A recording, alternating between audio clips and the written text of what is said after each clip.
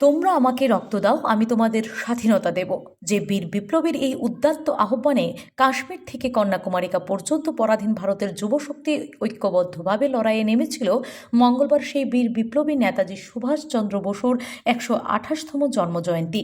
গোটা দেশ মঙ্গলবার তাকে বিভিন্ন অনুষ্ঠানের মাধ্যমে শ্রদ্ধা জানান। রাজ্যেও বিভিন্ন অনুষ্ঠানে নেতাজি সুভাষচন্দ্র বসুকে শ্রদ্ধা জানানো হয়। এই উপলক্ষে মূল অনুষ্ঠানটি হয় রাজধানীর নেতাজি সুভাষ বিদ্যানিকেতনে।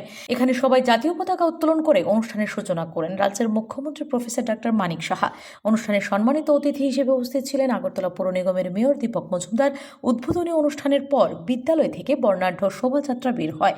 শোভাযাত্রায় বিদ্যালয়ের 24টি শ্রেণীর ছাত্রছাত্রীরা বিভিন্ন থিম নিয়ে অংশগ্রহণ করে। এছাড়া শহরের আরও 6টি শিক্ষা প্রতিষ্ঠান এই শোভাযাত্রায় অংশগ্রহণ করে।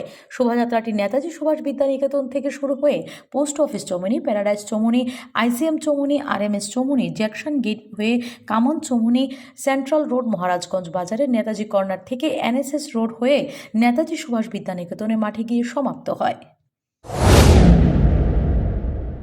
এখানে লেখা আছে স্কুলের সামনে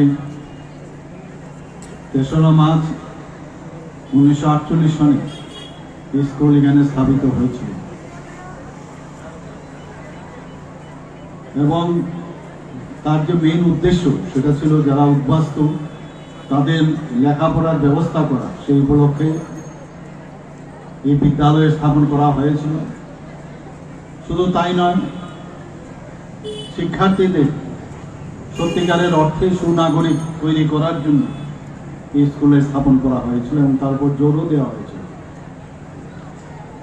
ডিসিপ্লিন, সময়ানুবর্তিতা এবং সর্বোপরি যে ক্যারেক্টার, চরিত্র গঠনের উপর বেশি জোর দেওয়া হয়েছিল স্কুলে।